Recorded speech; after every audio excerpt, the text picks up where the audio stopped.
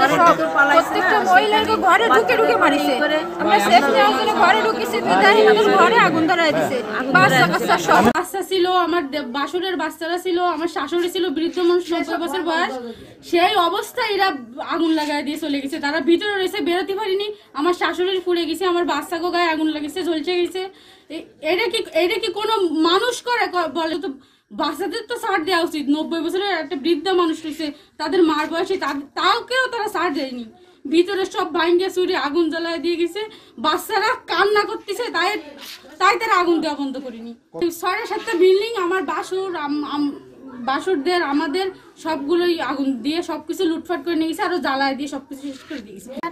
তিনি এই ওয়ার্ডের সভাপতি হতে চান, কিন্তু প্রতিপক্ষ আমাদের মেয়েরে আমাদের ফোন টোন নিয়ে গেছে। আমার মানে মাল জিনিস টাকা পয়সা শোনা দেন যেখানে যা ছিল আপনারা তো দেখতেছেন সব নিয়ে গেছে। কিন্তু আপনার কাছে আমার একটাই রিকোয়েস্ট, আমাদের এইটাই ডক্টর ইউনূসের কাছে পৌঁছে দেবেন। তারা এক সরসার খেয়ে দেশে আর কোন সরসার আনিচ্ছে, সাধারণ মানুষজন নিরিবিলি থাকতে পারতেছে না। এই নাকি তাদের দেশের ভালো কথা আসছে। মুস্তাফিজের নেতৃত্বে এতগুলো হচ্ছে। হ্যাঁ, কমিটি গঠনকে নিয়ে আপনারা এখানে প্রতিটা এলাকা শুনে যান, তাদের জন্য কোনো একটা মানুষ শান্তিতে আছে নাকি। কয়টা বাড়ি পুড়িছে? একটা হয় 15-20টা বাড়ি পুড়িছে। ওই যে আমার ভাই ওই যে প্রভাব দিচ্ছে, তার দলের থেকে ক্ষমতা দিচ্ছে। এই যে ইসের ইউনিয়ন পর্যায়ে সে সভাপতি হবে, তো ওরা সে সভাপতি ওরা মাইনে নিচ্ছে না। ওরা কইছে ওর রুল মেম্বারের সব বাইরে ধরে উঠায় দিয়ে ওর ঘর বাড়ি জ্বালায় ওদের ধ্বংস করে দেবো। এই ভূমিকা নিয়ে ওরা বাচ্চাদের জবই দিয়েও দিতে চাইছে। মুস্তাফিজের ইন্ধনে আরো অনেক লোক, সবার নাম তো আমি জানি না, আমি তো বাপের শ্বশুর বাড়িতে।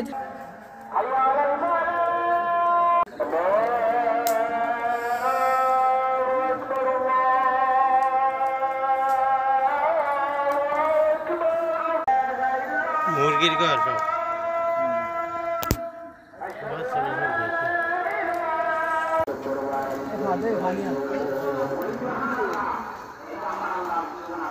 ভাই লাইক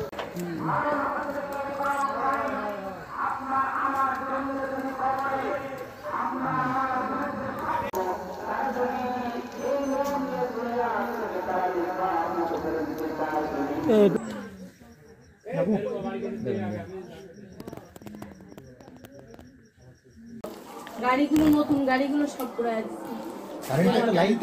না, কারেন্ট লাইন দেবে না, সৌর চলে। এই তুমি মোটরসাইকেলটার পরে ধরুন তো, গন্ধ তো অবস্থা খারাপ হয়ে যাচ্ছে।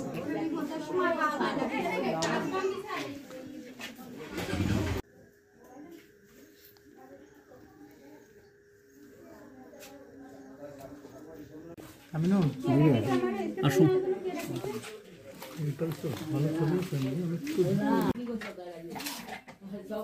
গ্লাসের পরে একটু ধরো তো, ভাঙা গ্লাস করে।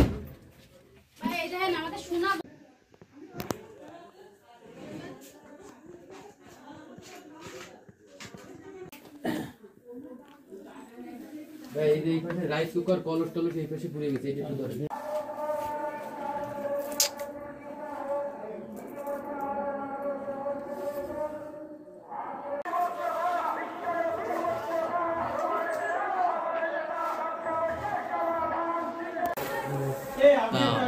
ভাইয়া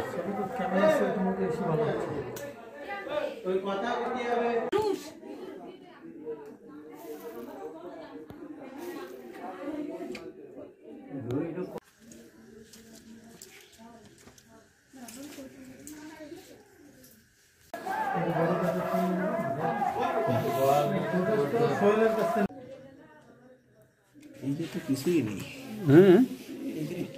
এইটা প্লাস্টার করে গেছে আগুনের তাপে।